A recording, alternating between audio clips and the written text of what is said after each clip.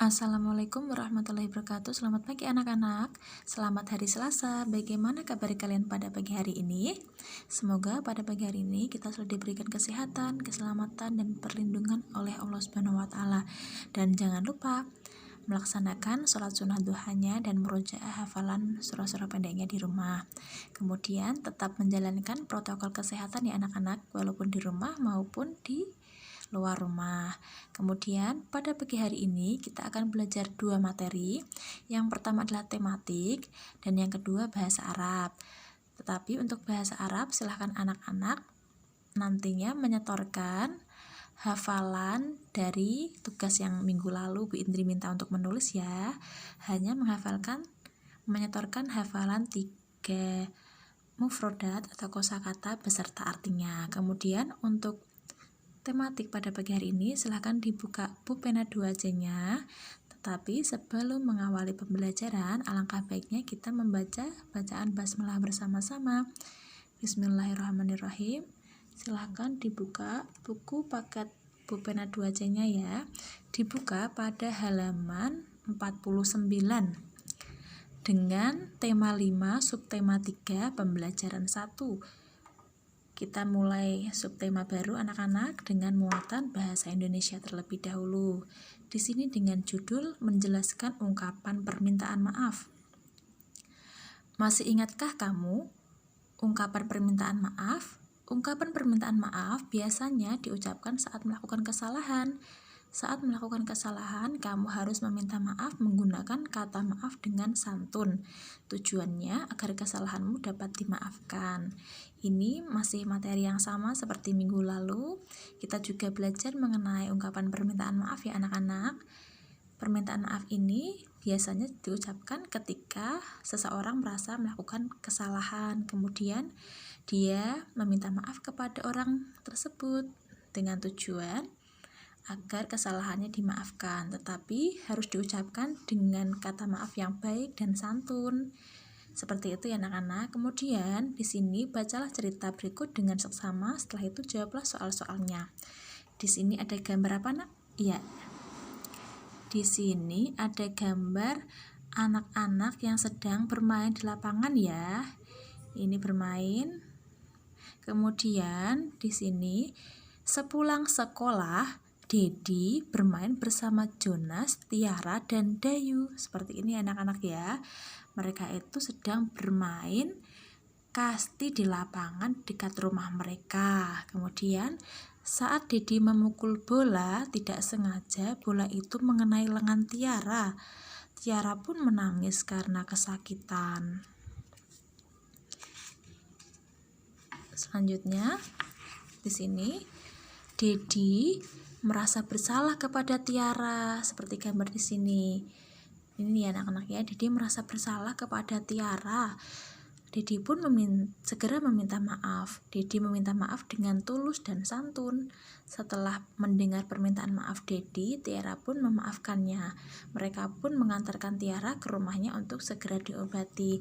Jadi anak-anak ketika Tiara itu terluka, Dedi pun merasa bersalah, kemudian dia meminta maaf secara baik dan tulus kepada Tiara, sehingga Tiara pun juga merasa iba karena Dedi meminta maaf secara tulus kepadanya. Selanjutnya mereka pun mengantarkan Tiara ke rumah untuk segera diobati. Sekarang kita lihat ada 4 soal anak-anak, silahkan didengarkan, kemudian kita jawab bersama. Untuk soal nomor 1, siapakah yang mengucapkan permintaan maaf? Ya, di sini jelas ya anak-anak bahwa yang meminta maaf itu adalah Dedi. Di sini Dedi pun segera meminta maaf. Jadi jawaban nomor 1 adalah Dedi. Kemudian nomor 2, kepada siapa permintaan maaf tersebut diucapkan? Ya, kepada Tiara. Selanjutnya nomor 3, mengapa Dedi meminta maaf? Karena saat Dedi memukul bola, tidak sengaja bola itu mengenai lengan Tiara. Selanjutnya nomor 4, bagaimana cara Dedi meminta maaf? Ya, Dedi itu meminta maaf dengan tulus dan santun, sehingga Tiara memaafkannya. Selanjutnya di sini dengan muatan matematika ya anak-anak ya. Perbandingan panjang benda. Coba untuk membandingkan dan mengurutkan panjang benda, satuan panjang harus sama. Perhatikan contoh pengukuran panjang menggunakan penggaris dan meteran berikut. Jadi anak-anak, kita juga sudah belajar mengenai alat ukur panjang baku minggu lalu ya, yaitu ada penggaris, meteran, dan jangka sorong. Tetapi kita menggunakan dua saja, yaitu penggaris dan meteran. Di sini untuk gambar A ini sedang mengukur panjang bambu ya anak-anak ya. Ini menggunakan meteran di sini anak-anak. Ini panjang bambunya bisa kita lihat di sini. Di lingkaran ini ada tulisan bawah panjang bambu 2 meter.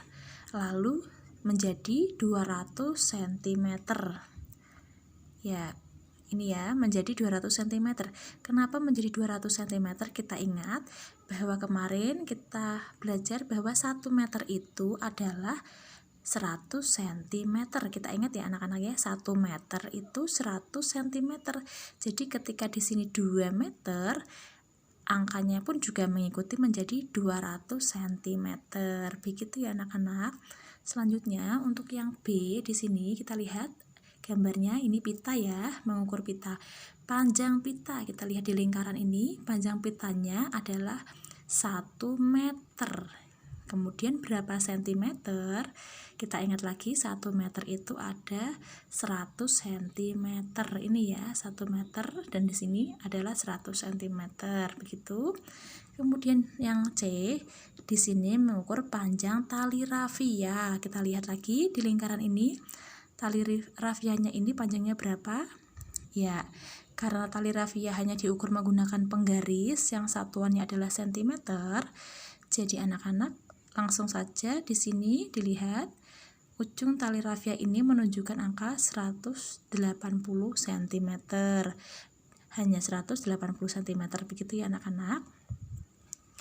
Selanjutnya di sini di halaman 51, panjang ketiga benda tersebut jika dinyatakan dalam satuan cm adalah sebagai berikut. Panjang tali rafia adalah 180, seperti yang tadi anak-anak di sini ya. Panjang tali rafia itu ada 180, kemudian panjang pita ada 100 cm, panjang bambu ada 200 cm. Jadi di sini disimpulkan bahwa tali rafia lebih panjang dari pita. Kita lihat tali rafia 180 dan pita hanya 100. Jadi lebih panjang yang tali rafia ini ya anak-anak. Kemudian tali rafia lebih pendek dari bambu karena tali rafia 180 dan bambunya ini panjangnya 200 cm. Begitu ya. Jadi urutan mana benda dari terpanjang adalah bambu dulu ya anak-anak. Yang terpanjang adalah bambu, kemudian tali yang kedua tali rafia, dan yang ketiga adalah pita. Jika yang ditanyakan dari yang terkecil, dari yang terpendek adalah yang pertama adalah pita dulu, kemudian ada tali rafia, baru bambu. Itu jika ditanyakan benda yang terpendek, gitu ya. Kemudian di sini ada kegiatan ayo berlatih. Perhatikan gambar-gambar berikut. Ya anak-anak, di sini ada beberapa gambar ya. Yang pertama itu adalah gambar payung, kemudian ada gambar kemoceng, dan yang terakhir ada gambar sapu lidi. Di sini berdasarkan ketiga gambar tersebut tentukan panjang payu. Kita lihat, silahkan ditulis jawabannya anak-anak ya, Bu Indri diktekan. Di sini kita lihat panjang payu di lingkaran ini adalah 1 meter. Jadi 1 meter itu ada berapa sentimeter anak-anak? Ya, 1 meter itu diingat-ingat ya, ada 100 cm. Jadi di sini tulis 1 meter, kemudian 100 cm. Begitu ya. Kemudian panjang kemoceng kita lihat di lingkaran ini, Nak. Ya. Panjang kemoceng itu di sini ada berapa? Ya, 60 ya. Ini lihat 60 cm sesuai dengan ini ya. 60 cm. Hanya ditanyakan cm saja. Jawabannya adalah 60 cm. Kemudian panjang sapu lidi. Sapu lidi ini lihat diukur menggunakan beberapa kali hitungan ya menggunakan penggaris ini ya. 30 dikali 4 kali hitungan 1 2 3 4. Dilihat panjang sapu lidi adalah, kita hitung ya anak-anak, karena ini 30, jadi kita hitung ada berapa kali. 30 tambah 30 60, 60 ditambah 30 90, 90 tambah 30 adalah 120 cm. Jadi di sini ditulis ya 120 cm. Kemudian berapa meter? 1 meter lebih 20 cm. Karena kita ingat lagi 1 meter itu ada 100 cm. Ketika di sini 120 cm, jadi di sini ada 1 meter lebih 20-nya itu ya anak-anak ya. Kemudian halaman 52 di sini isilah dengan lebih panjang dari atau lebih pendek dari. Payung, kita lihat payung. Payung itu titik-titik kemoceng. Jawabannya adalah lebih panjang dari, karena payung itu ukurannya ada di 100 cm dan kemoceng itu adalah 60 cm. Jawabannya adalah lebih panjang dari. Kemudian yang sapu lidi itu jawabannya juga lebih panjang dari, karena sapu lidi tadi panjangnya adalah 120, sedangkan kemoceng adalah 60. Selanjutnya yang C, payung itu jawabannya adalah lebih pendek dari, karena payung ukurannya adalah 100 cm sedangkan sapu lidi 120 cm. Begitu ya. Kemudian nomor 3, urutan nama benda mulai dari yang terpanjang. Kita ingat yang terpanjang adalah sapu lidi dengan 120 cm. Kemudian yang kedua payung itu 100 cm dan kemoceng 60 cm. Jawaban nomor 3 adalah sapu lidi, payung, dan kemoceng. Sedangkan nomor 4, urutan nama benda mulai dari yang terpendek. Dari yang terpendek itu adalah kemoceng, payung, dan sapu lidi. Kebalikannya saja dari nomor 3 ya anak-anak ya. Selanjutnya di sini dengan muatan SPDP, mengidentifikasi arah gerak tangan pada gerak keseharian. Setiap hari manusia bergerak, manusia melakukan gerakan tertentu saat melakukan kegiatan. Di sini ada 3 contoh gerakan ya anak-anak ya. Ada gerakan mencangkul tanah, kalian bisa melihatnya di sawah, di kebun, seperti bapak-bapak seperti itu ya anak-anak ya. Ketika bapak-bapak sedang mencangkul di sawah ataupun di kebunnya. Kemudian ada gerakan menimba air di sini di sumur ya anak-anak ya, seperti ini contoh tangannya. Di sini tadi yang mencangkul, dilihat tangannya, yang satu ke bawah, yang satu ke atas, seperti memegang cangkul. Di sini seperti memegang tali timbanya anak-anak. Kemudian yang nomor 3 di sini gerakan mendorong meja, tangan kalian hanya dikedepankan kedua tangannya seperti itu ketika mendorong meja. Jadi untuk tugas SPDP silahkan anak-anak menirukan gerakan, silahkan dipilih menirukan 2 gerakan, boleh pilih 1, 2, atau 3, terserah bebas, dengan 8 kali hitungan. Jadi misalkan kalian menggabungkan antara gerakan mencangkul tanah dan gerakan menimba air, jadi di sini dihitung 1, 2, 3, 4 kali, kemudian di sini dihitung 5, 6, 7, 8, begitu ya anak-anak.